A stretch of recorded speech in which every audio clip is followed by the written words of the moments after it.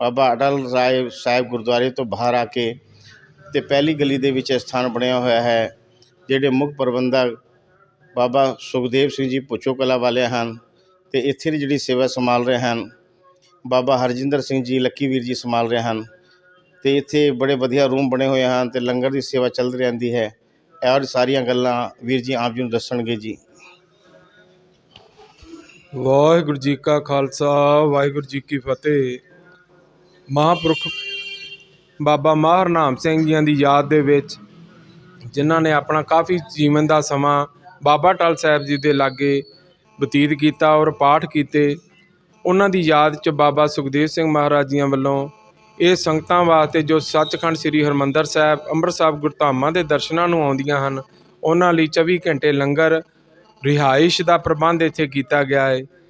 ਆਪ ਜੀ ਜਦੋਂ ਵੀ ਕਿਤੇ ਆਓ ਹਰਿਮੰਦਰ ਸਾਹਿਬ ਬਾਬਾ ਅਟਲ ਦੇ ਬਾਹਰ ਨਿਕਲਦਿਆਂ ਹੋਇਆਂ ਸਾਹਮਣੇ ਬਿਲਕੁਲ ਸੰਗਲ ਵਾਲੀ ਗਲੀ ਹੈ, ਉਹ ਗਲੀ ਦੇ ਵਿੱਚ 24 ਘੰਟੇ ਲੰਗਰ ਚੱਲਦਾ ਹੈ। ਆਪ ਜੀ ਬਾਬਾ ਦੀਪ ਸਿੰਘ ਦੇ ਗੁਰਦੁਆਰੇ ਤੋਂ ਅੱਗੇ ਆਓ ਅਤੇ ਬਾਬਾ ਸਾਹਿਬ ਚੌਂਕ ਦੇ ਬਿਲਕੁਲ ਨਾਲ ਹੀ ਸੰਗਲ ਵਾਲੀ ਗਲੀ ਹੈ। ਇਸ ਜਗ੍ਹਾ 'ਤੇ 24 ਘੰਟੇ ਲੰਗਰ ਅਤੇ ਸੰਗਤਾਂ ਦੀ ਰਿਹਾਇਸ਼ ਦਾ ਪ੍ਰਬੰਧ ਜੋ ਆਪ ਸਭ ਸੰਗਤਾਂ ਦੇ ਸਹਿਯੋਗ ਨਾਲ ਇਸ ਜਗ੍ਹਾ 'ਤੇ ਬਾਬਾ ਜੀ ਵੱਲੋਂ ਕੀਤਾ ਜਾਂਦਾ ਹੈ।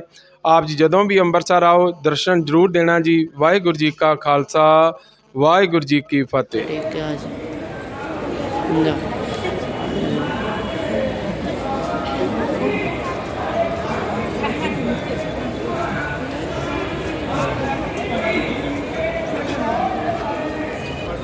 ਹੁਣ ਅਸੀਂ ਦੇਗ ਪ੍ਰਸ਼ਾਦ ਲੈ ਲਿਆ ਹੈ।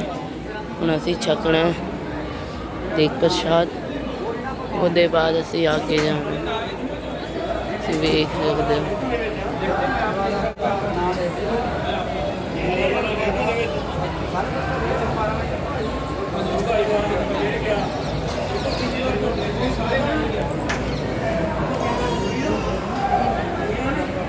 बंद करके देखो।